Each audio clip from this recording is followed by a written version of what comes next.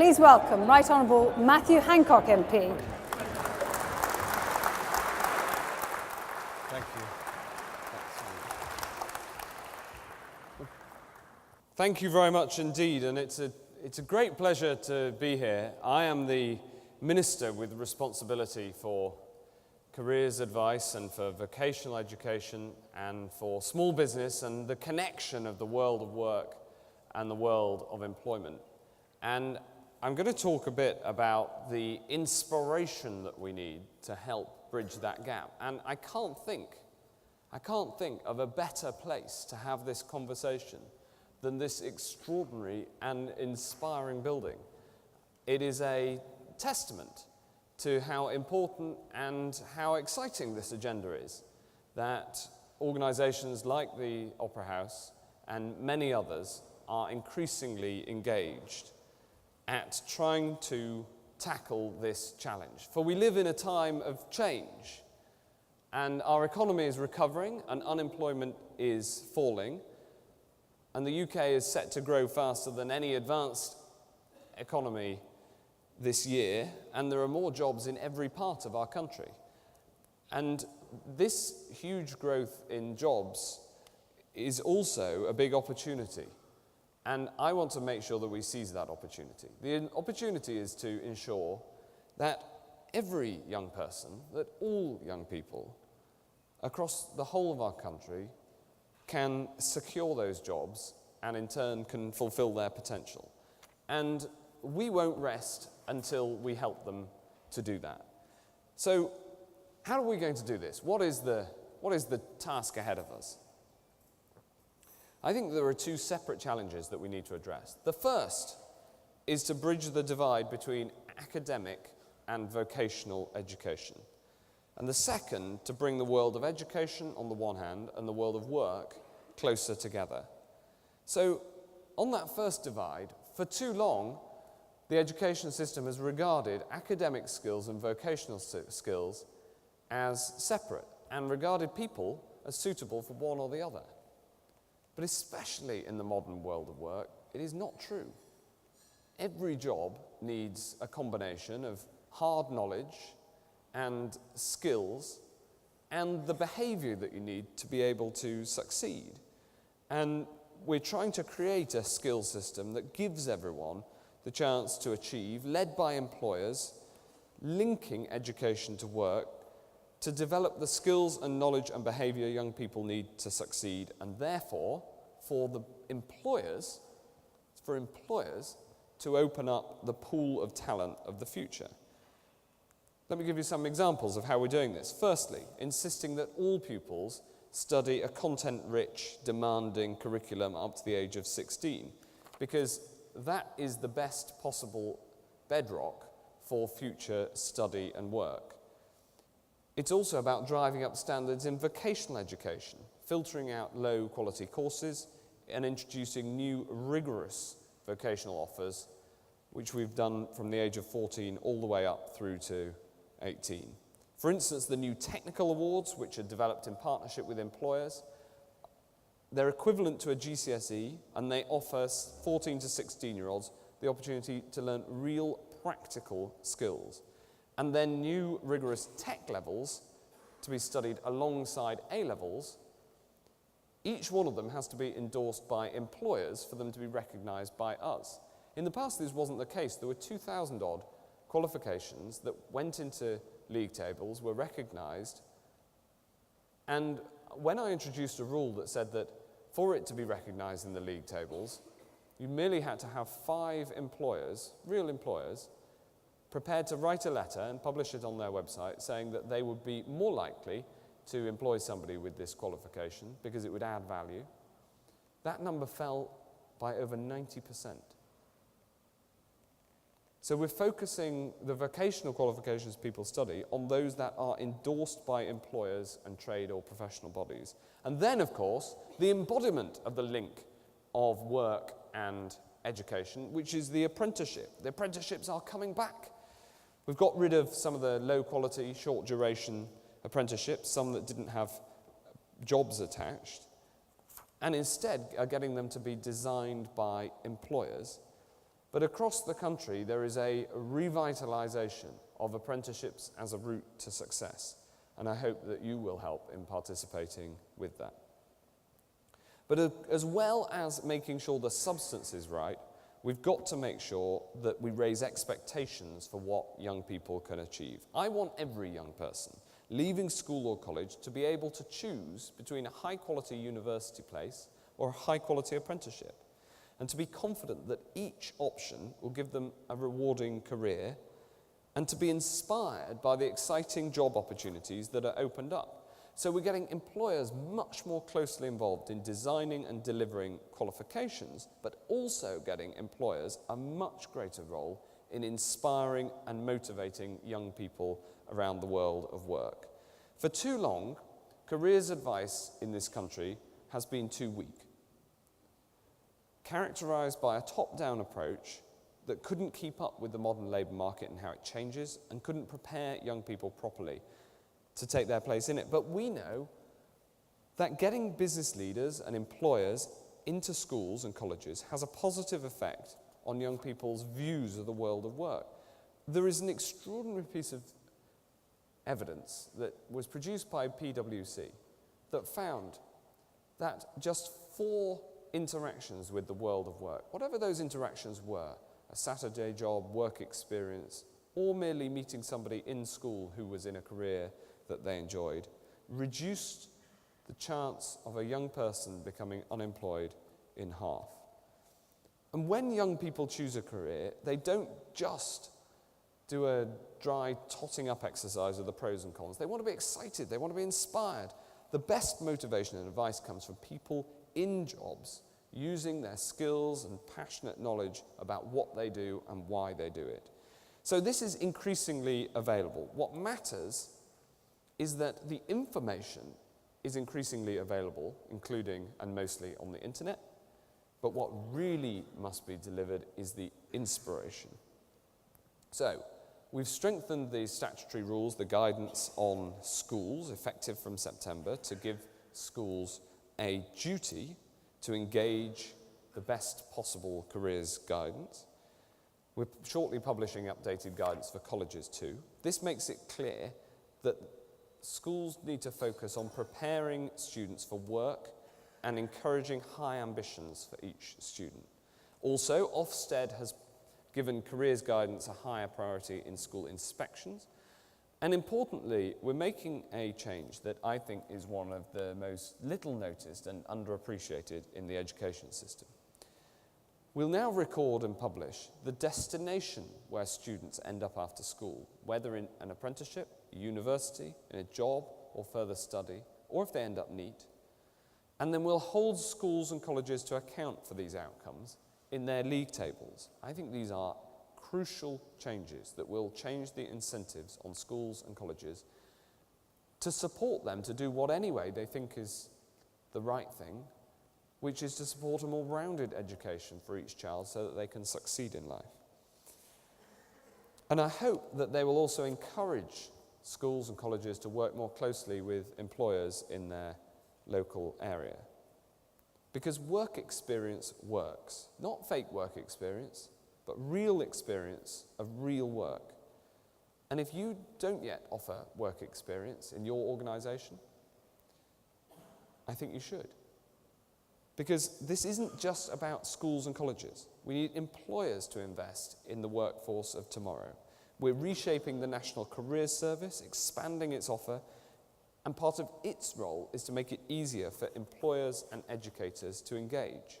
But we need more inspiring organisations to step forward and try new ideas and innovative approaches. I applaud examples like the Careers Academies, which prepare students for work through a programme that links them to employers through masterclasses, through mentoring, through workplace visits and internships. And more employers are supporting this culture change. In the Black Country, last month, I saw where employers and schools are collaborating to make sure that local job opportunities, local work experience opportunities are put into a system from which students at all of the local schools can apply. Initiatives like Manufacturing Your Future is a pioneering UK project that provides inspiring careers guidance to change perceptions of careers in engineering and manufacturing.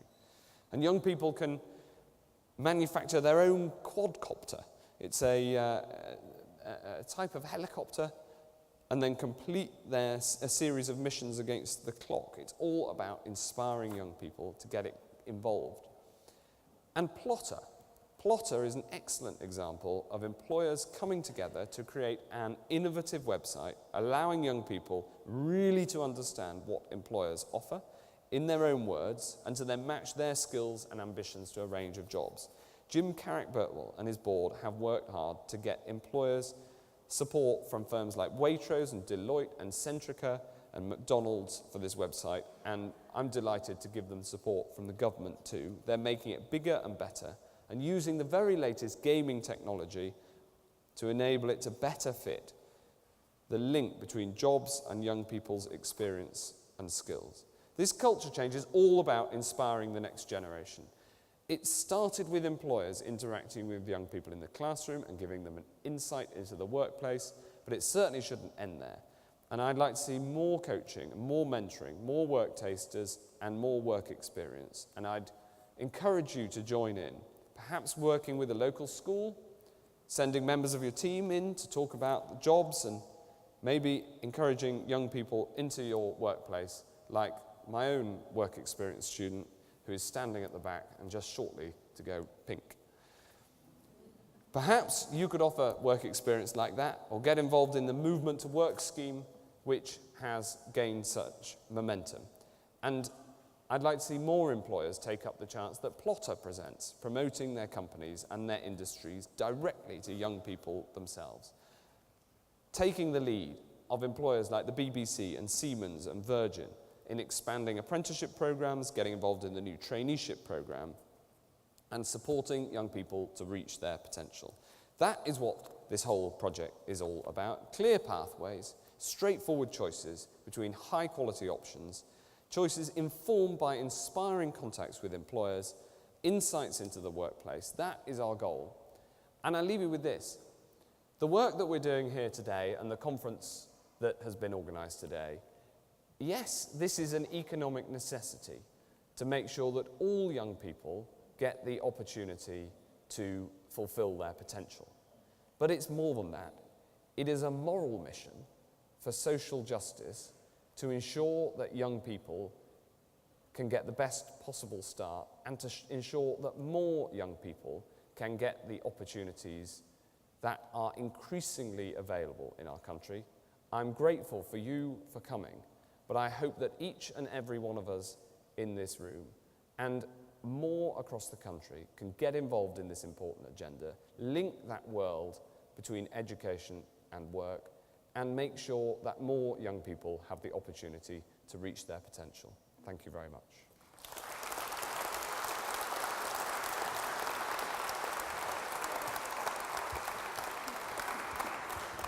So thank you, Matthew. Just a couple of questions that are coming in. Often it's a lottery for young people whether they get good careers advice in schools. How is the government, your government, going to ensure this is fair across the board and all young people have access to useful, positive careers guidance and advice? Well, one of the things you're taught when you're become an MP and a politician is always question the premise of the question. Does that mean don't answer the question that you've been asked? It means, is there an implicit assumption in the question? And the implicit assumption in that is that its provision is patchy and could be better. And I think that that's true. I think that's a good assumption. What we've got to do is make sure that more inspirational careers advice is available in more schools and ultimately in all schools. And the combination of a legal duty on schools is important, and schools, of course, follow that sort of duty. But schools are far more frightened of Michael Wilshaw and Ofsted than they are of me. So the fact that Ofsted are now going to inspect schools for how well they deliver this is a really important step. But I think the single biggest change is in league tables. So 20 years ago, when league tables were introduced, there was an argument about should we hold schools to account? And some people said, but hold on, if you just have league tables of exam results, then schools will narrow down onto just those exam results. And I think league tables were important and were the right thing to do, but it is far better to have broader league tables that, yes, show how well schools do on exam results, because exam results are important for your life chances, but also show where the kids end up. And they're going to be published for the first time later this month, and I think that these will have, over the long term, a big impact on schools and colleges, because they will focus not just on the exam results, but also where do the kids end up. Well, the greatest of respect, that's kind of, shutting the stable door when the horse is bolted, in a sense that we're looking at where kids have actually got to. How are we helping kids now? Because some of the careers advice are from people who were born a very long time ago, who don't actually realise that some of the jobs are actually available. I work in the digital industry, for example, and there are jobs that I've never heard of. So here I don't agree with the premise of the question, because because what we've got to do is work with the world as we find it and improve it. And the world as we find it needs more people going into schools, not only to give talks like Speakers for Schools, which I do, which is brilliant, but also mentoring, giving work experience, opening up their recruitment to an apprenticeship scheme. The BBC has a goal that it will take on as many graduates as apprentices in the future. And John Hall, formerly of this parish, is a great advocate of the improvements and the use of apprenticeships. So this is a task that we can all get involved in. But the answer can't be just for government. If I tried to introduce high-quality careers advice into every school by diktat, then we would end up with a top-down system that we've had before, that across the political divide people agreed didn't work particularly well. It is far better, especially because the world changes, as you say, so fast, to have real people who are passionate about their jobs going and getting involved and giving that experience of life and lifting young people's eyes to the horizon. Okay, and I want that to happen in schools and colleges right across the country. Another quick one for you. Secondary schools are canning work experience programmes because of reduced funding and increased red tape. Isn't this a backwards step? No, that is inaccurate. The amount of work experience is increasing. The amount of red tape around work experience is falling. For instance, we've changed the standard employee liability insurance to say that it covers people on work experience. For instance, we've reduced the health and safety bureaucracy to make sure that the health and safety is proportionate. It's important, but it needs to be proportionate. And at the same time, we're incentivizing schools to get more work experience. But again, this is something that has to be a partnership between schools, between businesses, and between the government. Okay, I'm hearing from you that schools have a role to play in this, and perhaps need to be more pushy in your view. Well, I've given them a statutory duty. It's quite hard to push them harder than that. If you change the law to insist that they do this, that is a pretty big stick. Okay. Why were the two MPs the only speakers to present from behind the box? Could they be more engaging with the audience? Yes.